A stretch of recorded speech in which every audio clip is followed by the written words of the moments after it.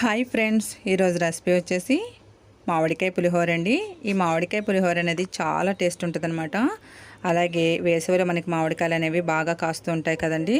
అలాంటప్పుడు మనం మామిడికాయలతో పుల్ల పుల్లగా టేస్ట్గా ఈ మామిడికాయ పులిహోర అనేది ఎలా చేసుకోవాలనేది మనం ఇప్పుడు వీడియోలో చూసేద్దామండి.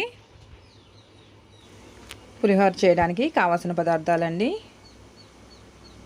పల్లీలు, అలాగే పచ్చిశనగపప్పు, జీలకర్ర, ఆవాలు, ఎండుమిర్చి, అల్లం ముక్కలు, పచ్చిమిర్చి, అలాగే కరివేపాకు అండి, రుచికి తగ్గట్టుగా సాల్టు, పసుపు, 1 కప్పు మామిడి తురుము. ఇప్పుడు పులిహోర తయారు చేసుకుందామండి. రైసు ఇప్పుడే ఉడికించి పక్కన పెట్టానండి. వేడివేడిగా ఉంది. ఈ వేడిగా ఉన్న రైస్లోకి మనం కరివేపాకు, శుభ్రం చేసిన కరివేపాకును వేసి పక్కన పెట్టి ఉంచుకుందాం అండి. ఇలా అయితే టేస్ట్ అనేది చాలా బాగుంటుంది అనమాట. మంచి ఫ్లేవర్తో ఉంటుంది పులిహోర అనేది. ఇది పక్కన పెట్టుకుని ఆయిల్ వేడి చేసుకుందాం అండి. కొద్దిగంతా ఆయిల్ వేడి అయిందండి. ఈ వేడి చేసిన ఆయిల్లోకి 1 అర స్పూన్ వరకు పసుపు వేసుకుందాం. పసుపు మొత్తం ఈ ఆయిల్లో కలిపేసుకుందామండి. ఈ విధంగా కలుపుకున్న తర్వాత మనం రైస్లో వేసుకుందాం. ఇలా వేయడం వల్ల ఏంటంటే మొత్తం రైస్ అంతా మంచి కలర్లో కనిపిస్తుందండి. రైస్ మొత్తం పడుతుంది పసుపు అనేది.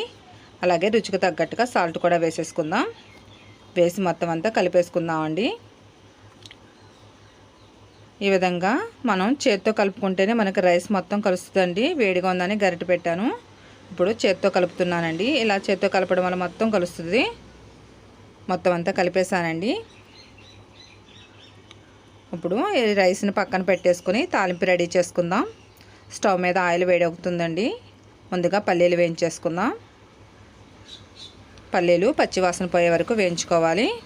ముందుగా పల్లీలు వేయించేసి పక్కకు తీసేద్దామండి.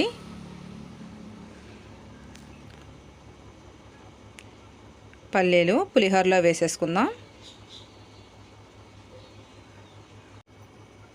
ఇప్పుడు అదే ఆయిల్లో అల్లం ముక్కలండి చిన్న చిన్న ముక్కలుగా కట్ చేసి వేసుకున్నాను.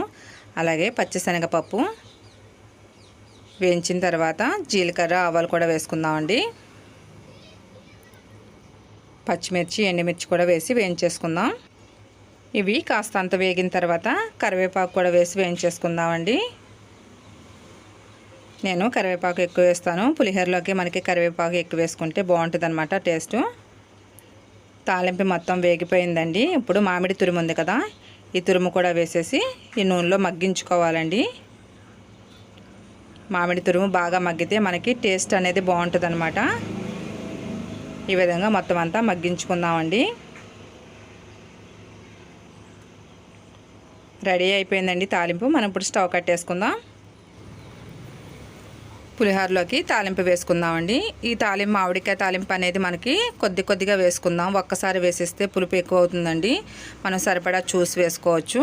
ఇలాగా కొద్ది వేసుకుంటూ మొత్తం అంతా కలుపుకోవాలి రైస్లో కలిసేటట్టు. ఇలా కలుపుకోవడం వల్ల ఏంటంటే పులుపు ఎంత సరిపోతుంది అనేది మనకు తెలుస్తుందండి. ఏమన్నా కొద్దిగా గొప్ప మిగిలితే మనం వేరే దాంట్లో వేసుకోవడానికి కూడా యూజ్ అవుతుందన్నమాట. అందుకనే నేను పసుపు, సాల్ట్ అనేది ఆ తాలింపులో వేయలేదండి. అంతేనండి, ఎంతో సింపుల్గా టేస్టీ అయిన మామిడికాయ పులిహోర రెడీ అయిపోయింది. అలాగే మీరు ఎవరైనా మన ఛానల్ కానీ ఫస్ట్ టైం చూసినట్లయితే పిఎన్వి తెలుగు ఛానల్ని సబ్స్క్రైబ్ చేసుకోండి. పక్కనే ఉన్న బెల్ బటన్ క్లిక్ చేస్తే నేను అప్లోడ్ చేసిన ప్రతి వీడియో మీకు వస్తుందండి.